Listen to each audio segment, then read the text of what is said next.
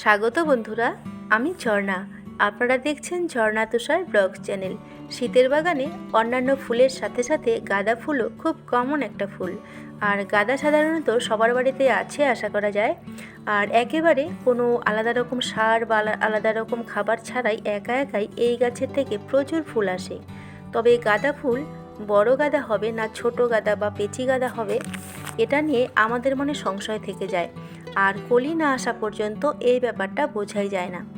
তবে প্রাকৃতিক জিনিস দুটোই সুন্দর, তবে কিনে আনতে গিয়ে আমরা কিন্তু বড় গাঁদাটাই কিনে নিয়ে আসি। তো আমিও সেরকম হাইব্রিড চারা দুরকম কিনে এনেছি। তো একটা কয়েকদিন আগেই প্রতিস্থাপন করে ফেলেছি, আর সেই গাছ থেকে আবার প্রচুর কাটিং করে অনেক নতুন চারাও পেয়ে গেছি। তো সেগুলো থেকে এখন কলিও এসে গেছে। তবে শেকড়সুদ্ধ চারাগুলোর প্রতিস্থাপন করার পরপরই কিন্তু খাবার দিতে নেই। 4-5 দিন 7 দিন পর যখন সেই চারাগুলো মাটিতে অ্যাডজাস্ট হয়ে যায় তারপর আমি খাবার দিয়ে দিচ্ছি। তো খাবার বলতে এখানে সবজির খোসা ভেজানো জল দিয়ে দিচ্ছি সপ্তাহে 2 দিন করে। তবে আজ আবার আরেকটা গাছ প্রতিস্থাপন করব, সেটা আপনাদের সাথে শেয়ার করছি। তো শেষ পর্যন্ত দেখলে আপনারাও এত সহজেই একটা গাঁদা গাছ থেকে প্রচুর গাঁদা গাছ পেতে পারবেন আর প্রচুর ফুল পেতে পারবেন। বন্ধুরা, আপনাদের মনে হতে পারে বাড়িতে এত গাঁদা গাছ থাকতেও আমি কেন আবারও গাঁদা গাছ কিনে নিয়ে প্রতিস্থাপন করব। তো আসলে আবারও যে চারাটা এনেছি সেই ভ্যারাইটির গাঁদা আমার কাছে আগে থেকে নেই। আর একটা চারা প্রতিস্থাপন করে সেটা থেকেও যে অনেক নতুন চারা তৈরি করা যায়, সেই ভাবনাতেই আমার এই প্রতিস্থাপন আর নতুন চারা কিনে আনা। তো সবচেয়ে বড় কথা হলো আমার দেখা দেখি যাতে আপনারাও গাছ রোপণে আগ্রহী হন, তো সেটাই আমার সবচেয়ে বড় পাওনা। শীতের বাগানে শুধু গাঁদাই নয়, আমার বাগানে আরও অনেক প্রজাতির ফুল গাছ আছে। তবে মন ভালো থাকার জন্যই কিন্তু এসব করা। বন্ধুরা, প্রতিস্থাপনের ভিডিওতে যাওয়ার আগে আমি এই চারাগুলো একটু আপনাদের সাথে শেয়ার করছি। এগুলো যখন আমি এই টবের মধ্যে প্রতিস্থাপন করেছিলাম তখন শুধুমাত্র শেকড় শুদ্ধ একটা করে ডগা বালি ঝেড়ে বা বালি ধুয়ে আমি এই টবগুলোতে প্রতিস্থাপন করা দেখিয়েছিলাম আপনাদের। তো আপনারা সেই ভিডিওটা ইচ্ছে করলে দেখে নিতে পারেন। তো একটা মাত্র মাদার গাছ থেকে ডাল কেটে কেটে কেটে কেটে বসিয়েছিলাম। তো এতদিনে দেখুন আবার নতুন করে ব্রাঞ্চ বেরিয়েছে আর সেগুলোর মধ্যে কলি হয়েছে। আসলে এইভাবেই যখন আমরা কিনে নিয়ে আসি কোনো গাছ, তখন প্রথম যে কলি বা ফুলগুলো থাকে সেগুলো কিন্তু ছেটে দিয়ে গাছটাকে প্রতিস্থাপন করতে হয়। তো দেখুন এই মা গাছটা থেকে আমি ডাল ছেটেছিলাম বলে বা কাটিং বসিয়েছিলাম বলে মা গাছটা আজকে কত সুন্দর হয়ে গেছে। আপনাদের যদি কোনো গাছ থেকে কাটিং করার প্রয়োজন না থাকে, তবুও আপনারা কোনো গাছকে এরকম প্রথম অবস্থায় বা গাছটা ছোট অবস্থায় কোনো কলি নেবেন না, পিঞ্চ করে দেবেন। তাহলেও কিন্তু এত সুন্দরভাবে অনেক ব্রাঞ্চ বেরিয়ে একসাথে অনেক বড় বড় ফুল দেবে।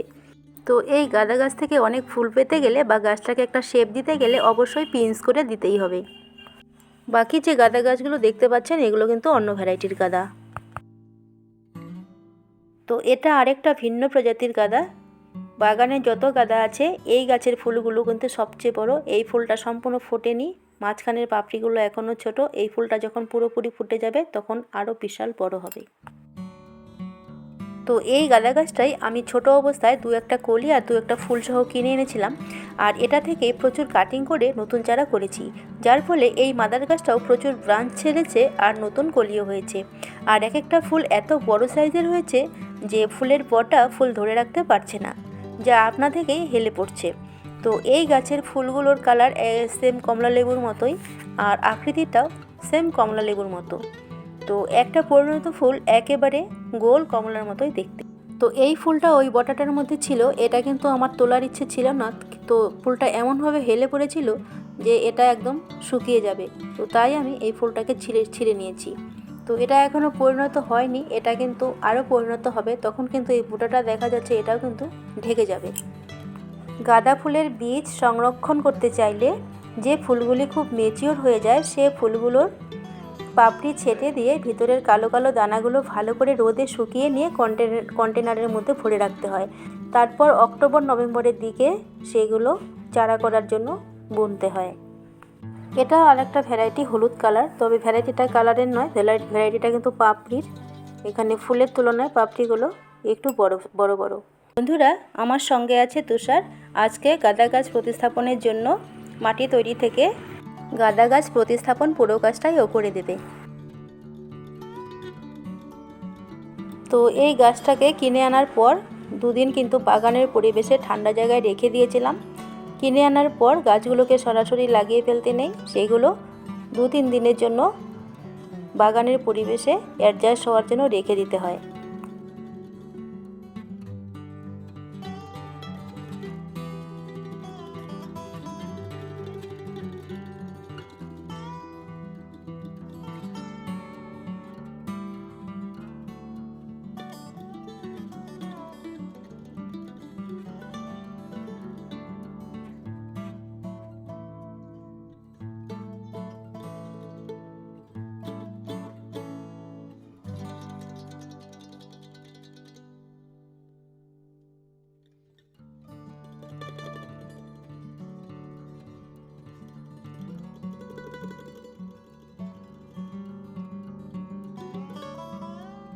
আমি একটা 8 ইঞ্চির টব নিয়েছি।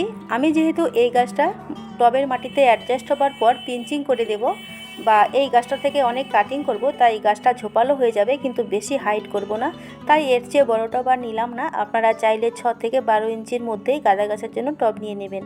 আর টবের মাটিতে কোনো রাসায়নিক কিছুই মেশাইনি, দোআঁশ মাটির সাথে যে কোনো ধরনের কম্পোস্ট সার মেশালেই কিন্তু হয়। তো আমার কাছে গোবর সার আর পাতা পচা সার আছে, তো আমি সেটাই মাটির সমান সমান করে মিশিয়ে নিয়েছি একটা টবের জন্য। আর যেহেতু একটা গাছ 4 থেকে 5 মাস ফুল দেবে, আর এটা শীতকাল, বৃষ্টি হবে না, মাটি সবসময় শুকনো থাকবে, তাই রোজ সকালে জল দেব। আর সপ্তাহে 2 দিন করে সবজির খোসা জলে আমি ভিজিয়ে রেখেছি, সেই তরল খাবারটা দিয়ে দেব। আর গাঁদা গাছকে পর্যাপ্ত রোদে বসাবো। টবের মধ্যে যেহেতু শেকড় আবদ্ধ অবস্থায় থাকবে, তো এর বাইরে কোনো খাবার নিতে পারবে না, তাই এইটুকু যত্ন অবশ্যই করতে হবে। আর ড্রেন সিস্টেমটা অবশ্যই ভালো রাখতে হবে, যেন অতিরিক্ত জল সেখান দিয়ে বেরিয়ে যেতে পারে। আমার টবের মাটিটা আগে থেকেই একটু ভেজা ভেজা ছিল, তবুও এখন পর্যাপ্ত জল দিয়ে দেওয়া হচ্ছে প্রথম অবস্থায়। বন্ধুরা, আমি আগের কাটিং করা চারাগুলো আরেকবার আপডেট দিচ্ছি। দেখুন, টবগুলো পর্যাপ্ত রোদে বসানো আছে, আর চারা বসানোর পর টবের মাটিতে অ্যাডজাস্ট হবার পর আর পিঞ্চিং করতে হয়নি বা গাছের ডগা ছেটে দিতে হয়নি। নিজে থেকেই এত সুন্দর ব্রাঞ্চ বেরিয়েছে, আর প্রত্যেকটা ব্রাঞ্চের মাথায় মাথায় অনেক বড় বড় সাইজের কলিও হয়েছে। সকালে এই টবগুলোতে জল দেওয়া হয়ে গেছিলো, তো এখন দেখুন আবারও মাটিগুলো ড্রাই দেখাচ্ছে। তো এই সিজনে প্রত্যেকটা টবে পারলে সকালে বিকেলে 2 বার করে জল দেবার প্রয়োজন হয়ে পড়ে। তবে কিছুদিন বাদে বাদে টবের মাটিতে জল দেবার আগে টবের মাটিটা হালকা খুঁড়ে নরম করে নিতে হয়। বন্ধুরা, ভিডিওটি ভালো লাগলে আমার চ্যানেলটি ঘুরে আসতে পারেন, সেখানে ফুল ফল সবজির অনেক ভিডিও দেওয়া আছে। কিছু বলার থাকলে অবশ্যই কমেন্ট করে বলবেন, আমি উত্তর দেওয়ার চেষ্টা করব। আর একটা লাইক করে দেবেন, বন্ধুদের সঙ্গে শেয়ার করে দেবেন। তো ধন্যবাদ, ভালো থাকবেন সকলে।